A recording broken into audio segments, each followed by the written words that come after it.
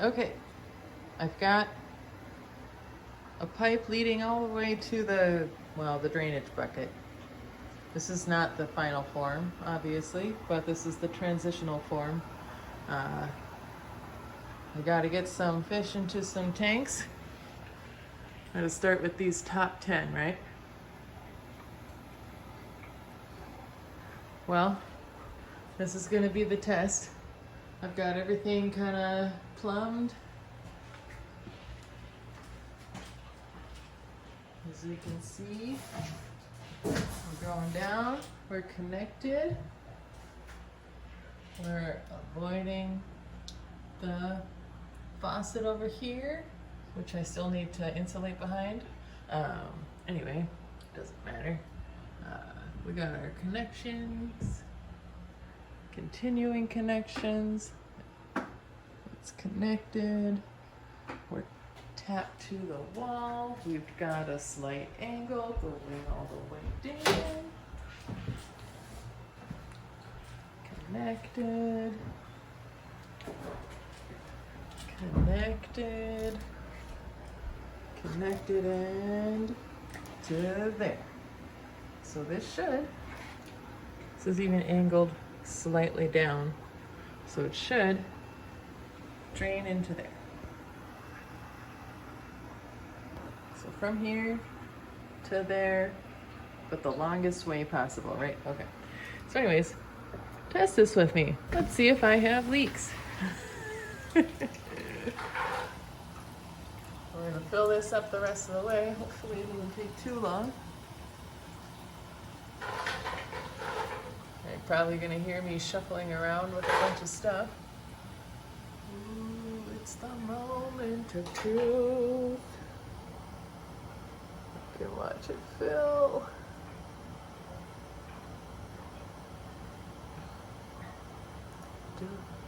Do. We're gonna watch it fill. Do. And we're gonna watch it fill.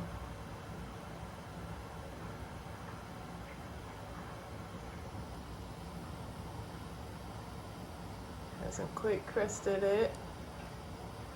And uh-oh. Oh, there we go. We're draining. We are draining.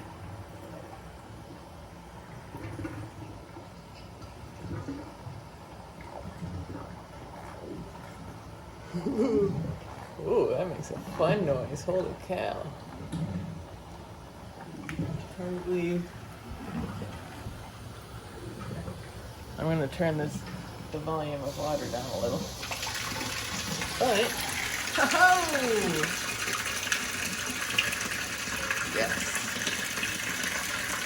That's what I want to see.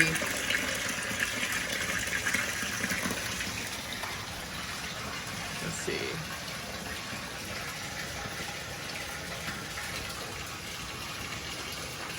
All right. Cool. So I'm gonna let that run. It doesn't look like it doesn't look like my water pressure is defeating the amount of drainage that I can do. All right. So now that I'm doing that, we're going to look for leaks. And you're gonna look for leaks with me. I know, we're listening to splashings. This part kind of had me concerned. I thought maybe this wasn't enough of a down, but I had kind of miscalculated this one. Oh, seeing a dribble right here.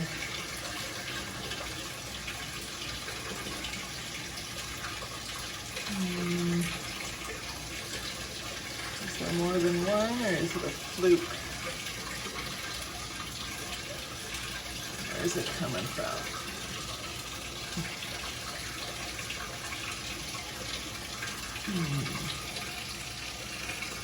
Well,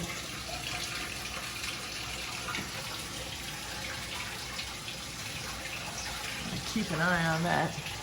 I already got one failure right away. Okay. One more time.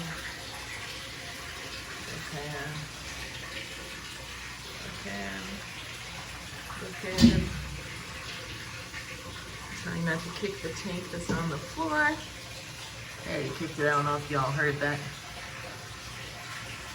This one's super fun and being held up by a tie. Mostly because when I was putting it together, it didn't want to stick, so I held it with that zip tie there. Now it's just going to stay there forever. Not seeing any grips.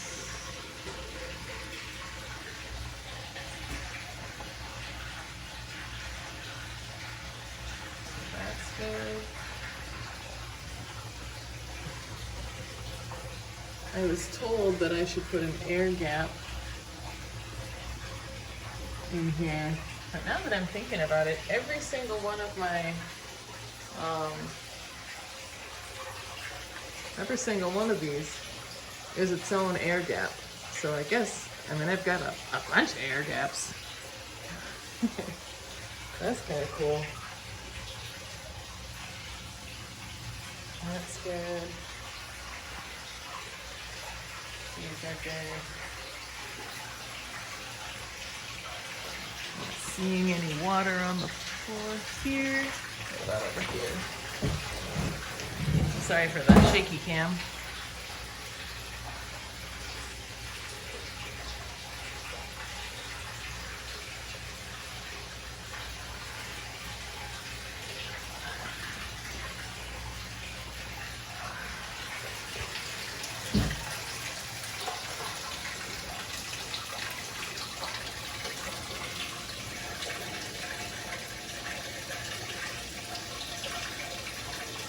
Okay. Yeah, I think what's going on here is I probably need to drain this tank a little and get my tool and make a little bit of a tighter seal with that. But otherwise,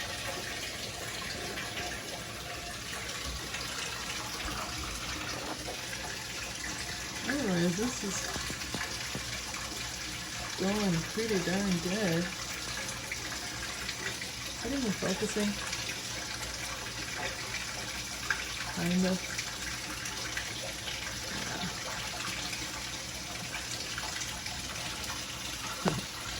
It's kind of trippy. Alright.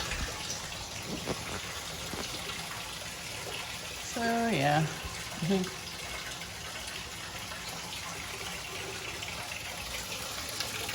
so ultimately, I'm gonna have to switch this out, I think, if I'm gonna continue running a hose like this, because, or I'm just gonna have to remember to flush the line before I run this, because every time I use the braided hose, the water that has been sitting in it, it comes out and it smells like plastic. And it's mostly because it's a new hose. It's probably not intended for, well, it did say that it was okay for potable water. And this thing keeps coming out of focus, I apologize. But I think they meant that it was intended for potable water if it was like for humans and not necessarily for supporting the life of fish. I did make a mistake with that tank. I did a water change on it and then immediately filled with water from this hose without flushing it first. And then my fish acted really weird, so I had to do 2 more water changes on it after flushing the line out. Felt kind of dumb, but yeah, I figured it out. Pretty pleased with this though. This basically means that I can start. After I flush this tank out, of course, I'll probably siphon it and then refill it. But yeah, that's cool.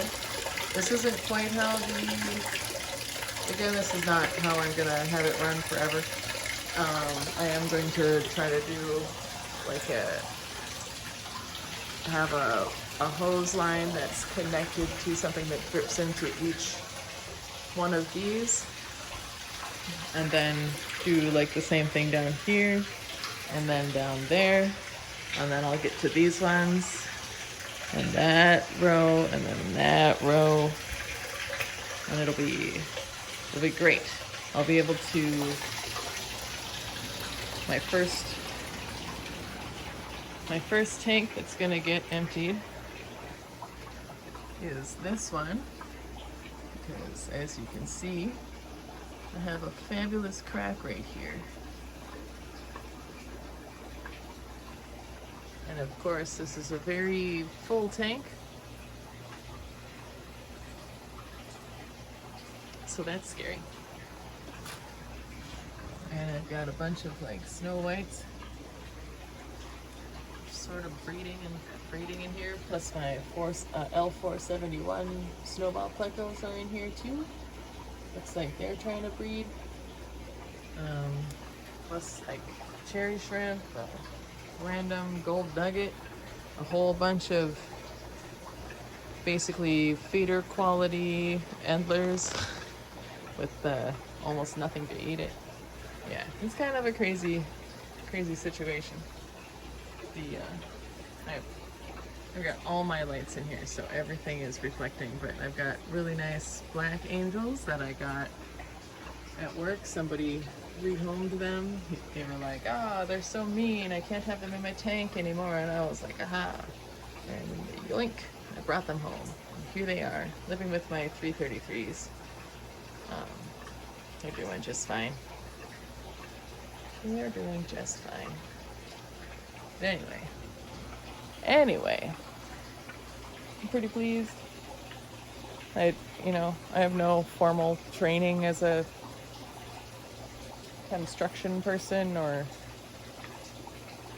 all I do is read the instructions on how to do things. And it seems to work. So far it seems to be working. Anyway, I hope you're enjoying these random short videos of mine, and I hope that you have a great evening. Because, as you know, there's always something to do in the fish room. Right? Right. Good night, y'all.